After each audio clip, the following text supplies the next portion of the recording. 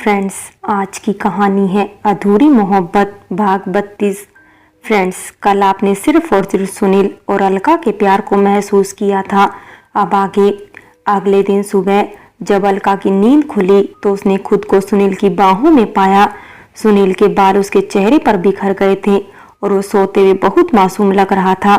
सुनील को देख अलका खुद से बोली, काश मेरी हर सुबह की शुरुआत ऐसे ही आपकी बाहों में होती सुनील।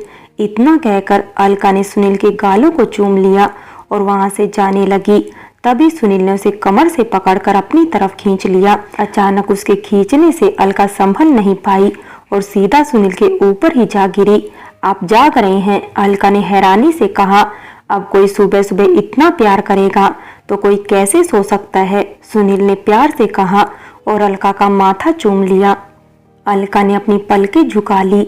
हर रोज तो मैं तुम्हें ऐसे बाहों में लेकर नहीं सो सकता, लेकिन वादा करता हूँ जब भी मैं छुट्टियों में घर आऊंगा ना तो तुम्हें अपनी बाहों में ही सुलाऊंगा और कुछ साल फिर हमारे बच्चों को भी।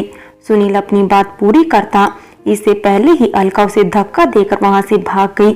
अरे पूरी बात तो सुन लो, सुनील कहता रहा, लेकिन अलका वहां से भाग गई। अलका नीचे आई तो उसने देखा अभी तक कोई नहीं जगा था। ये देख अलका ने चैन की सांस ली और चुपचाप अपने कमरे में चली गई। शादी में सिर्फ 2 ही दिन रह गए थे। अगले दिन से शादी के फंक्शन शुरू होने वाले थे। सब काम में व्यस्त थे। सरोज जी और सागर जी अगले दिन से यहाँ आकर रहने वाले थे, क्योंकि ये तय हुआ था कि सभी की रस्म साथ में होगी ताकि किसी पर अकेले ज्यादा भार न पड़े। तब तक बंटी ने तय किया था कि वो सागर जी और सरोज जी के यहाँ ही रहेगा। सरोज जी ने सुनील और अलका को कुछ काम से घर पर बुलाया था। सुनील का वहां जाने का मन नहीं था, फिर भी अंजलि जी के कहने पर और अलका का मन देख वो तैयार हो गया। दोनों सरोज जी के घर पहुंचे। सरोज जी ने अलका को देखते ही उसे अपने गले से लगा लिया। अलका भी उनसे प्यार से मिली। सब बैठकर बातें करने लगे। तभी बंटी को एक इम्पोर्टेंट कॉल आ गया और वो बात करने के लिए बाहर चला गया। सरोज जी भी सबके लिए चाय नाश्ता लेने चली गई और अलका भी उनके पीछे पीछे उनकी मदद के लिए चली गई। वहां पर सिर्फ सुनील और सोनिया ही बचे थे। दोनों को ऐसे अकेले बहुत अजीब लग रहा था। पीछे से जो कुछ भी हुआ था, सोनिया ने जो कुछ भी सुनील के साथ किया था, उसकी वजह से सोनिया गिल्ट में थी और सुनील नर्वस था। सुनील चुपचाप अपना मोबाइल निकाल कर देखने लगा। आखिरकार सोनिया ही हिम्मत कर बोली, सुनील। हाँ, सुनील हड़बड़ाकर बोला, क्या हम सब कुछ भूलकर अपने रिश्ते की एक नई शुरुआत नहीं कर सकते? मैं जानती हूँ इस शादी के बाद हमारे रिश्ते भी बदल जाएंगे।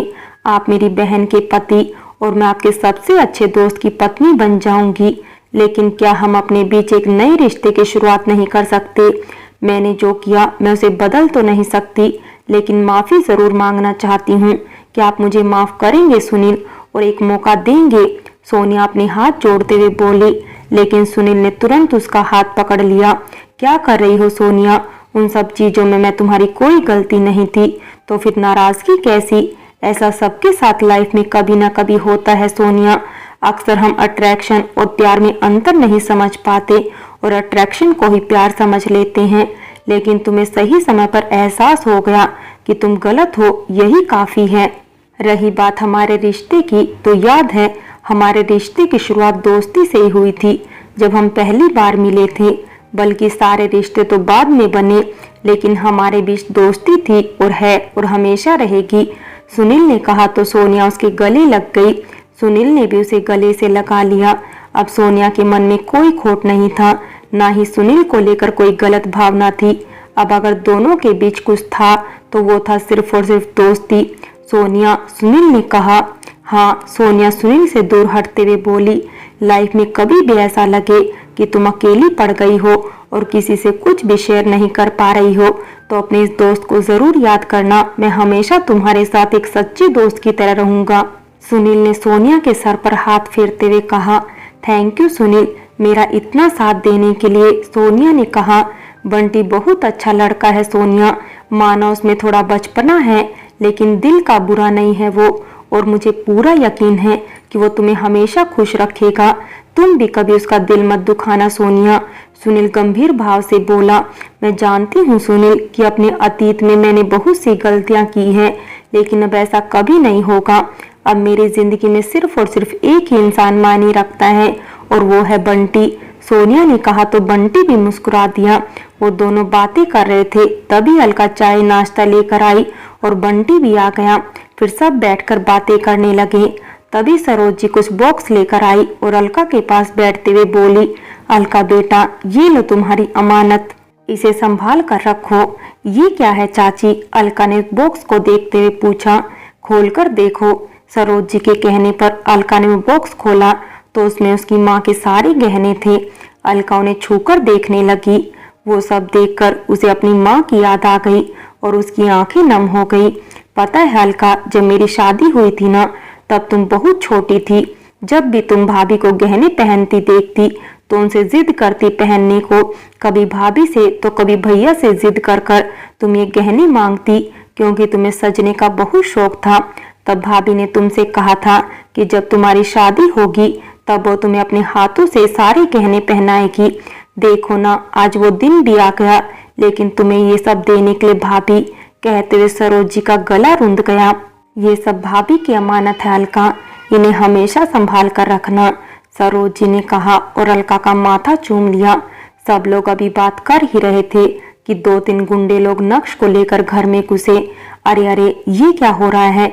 कौन है आप लोग? ऐसे कैसे हमारे घर में घुस सकते हैं? सोनिया ने गुस्से से कहा। ओ मैडम, हमें भी कोई शौक नहीं है तुम्हारे घर में घुसने का। हमें हमारे पैसे दे दो, हम चले जाएंगे। उनमें से एक आदमी ने गुस्से से कहा। पैसे? कैसे पैसे? अलका ने पूछा। ये तो आप अपने इस लाडले से पूछो। साला जुए में पैसे हार गया और अब हमें हमारे पैसे भी वापस नहीं कर रहा है।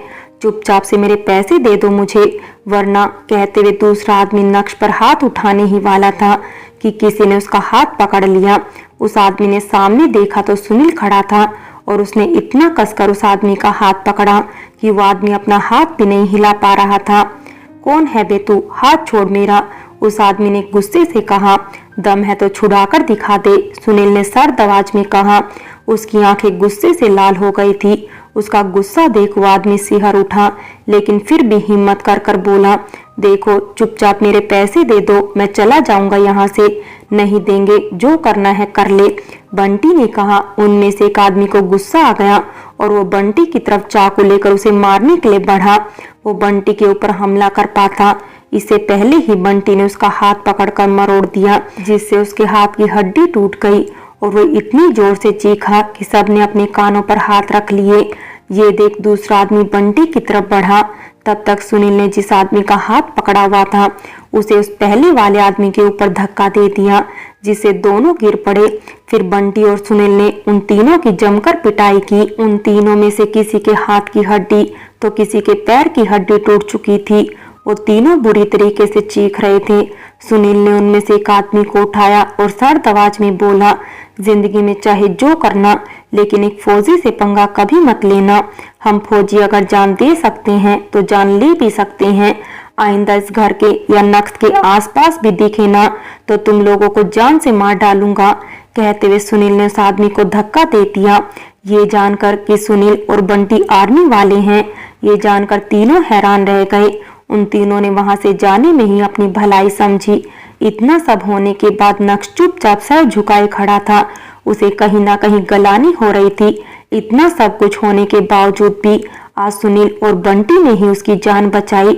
सुनील नक्श के पास आया और उसके कंधे पर हाथ रखते हुए बोला, पता है नक्श, हर कोई चाहता है कि वो जल्दी से पैसा कमाने लगे, पैसा कमाकर अपने माता पिता को खुश रखे, अपनी सारी जरूरतें पूरी करे, लेकिन इसके लिए गलत राह चुनना सही बात नहीं है नक्श।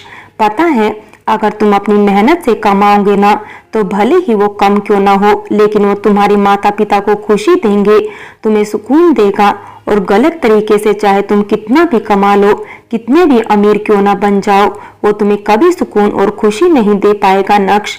इतना कहकर सुनील ने नक्श का हाथ पकड़ा और उसे सरोज जी के पास लाकर खड़ा कर दिया और बोला, जरा देखो इस माँ की तरफ, उनकी आंखों में सूनापन देख रहे हो, ये सिर्फ तुम्हारे कारण है नक्श। चाहे तुम कम कमाते लेकिन इनकी इज्जत करते ना तो आज इनकी आंखों में सूनापन नहीं होता। सागर चाचा जी को देखा है तुमने, वो खुद को कितना कमजोर समझते हैं, वो इसीलिए क्योंकि उनका अपना बेटा उन्हें कमजोर करता है नक्श। पता है नक्श माँ बाप के लिए उनके बच्चे उनका गुरूर होते हैं और जब वो कोई गलत काम करते हैं तो माँ बाप का गुरूर टूट जाता है, वो बहुत कमजोर हो जाते हैं। बहुत किस्मत वाले होते हैं भाई जिन्हें माँ बाप दोनों का प्यार नसीब होता है, वरना कुछ लोगों को पता ही नहीं होता कि माँ बाप का प्यार क्या होता है। इसका उदाहरण मैं और अलका तुम्हारे सामने खड़े हैं। तुम बहुत खुशकिस्मत हो नक्श जो तुम्हें माँ बाप दोनों का प्यार और दोनों की छाया मिली। इन्हें ऐसे मत गवाओ भाई। कहते कहते सुनील की आवाज भर्रा गई। रहने दो सुनील बेटा, जिसकी आंखों पर पैसों की पट्टी बंधी हो उसे कोई फर्क नहीं पड़ता कि उसके माँ बाप पर क्या बीत रही है, और गलती इसकी नहीं मेरी है। मेरी ही परवरिश में खोट था जो ये ऐसा निकला। सरोज ने नम आंखों से कहा और वहां से जाने लगी। तभी नक्श उनके पैरों में गिर पड़ा और रोते हुए बोला, नहीं माँ, ऐसी बात नहीं है। आपने और पापा ने तो हमेशा मुझे अच्छी परवरिश दी, लेकिन मैं ही गलत संगत में पड़कर ये सब करने लगा। मुझे माफ कर दो माँ, अब से मैं ऐसा नहीं करूँगा। मैं सब छोड़ दूंगा माँ, मैं पैसे कमाऊंगा लेकिन मेहनत कर कर। नक्श रोते रोते बोला। उसे रोता देख सरोज जी का भी दिल पसीज गया और उन्होंने नक्श को अपने पैरों के पास से उठाकर गले से लगा लिया। सागर जी जो किसी काम से बाहर गए हुए थे वो भी आ गए थे, लेकिन नक्श की बात सुन वहीं दरवाजे पर ही खड़े थे। नक्श को अपनी गलती का एहसास होता देख उनकी भी आंखें नम हो गई थी। उन्हें इस तरह रोता देख बंटी ने देख लिया था। वैसे नक्श, तुम्हें नहीं लगता कि तुम्हें किसी और से भी माफी मांगनी चाहिए? बंटी ने कहा तो नक्श उसकी तरफ असमंजस्य से देखने लगा। तो बंटी ने सागर जी की तरफ इशारा किया। नक्श सागर जी के पास गया और उनके गले लगते हुए बोला, आई एम सॉरी पापा, मैंने हमेशा आपको हर्ट किया है, लेकिन आगे से ऐसा नहीं होगा। प्लीज मुझे माफ कर दीजिए। नक्श ने कहा तो सागर जी ने कुछ नहीं कहा, बस नक्श को गले से लगा लिया और अपना दूसरा हाथ फैलाकर सरोज जी और सोनिया को भी इशारे से अपने पास बुलाया। वो दोनों भी जाकर सागर जी के गले लग गई। सही मायने में आज इनका परिवार पूरा हुआ था और हर सदस्य को आज परिवार की अहमियत पता चली थी। ये सब देख अलका सुनील के पास गई और उसके हाथों को अपने हाथ में थाम लिया और बोली, थैंक यू सुनील, मेरे परिवार को एक करने के लिए। ये तो मेरा फर्ज था अलका, सुनील ने प्यार से कहा।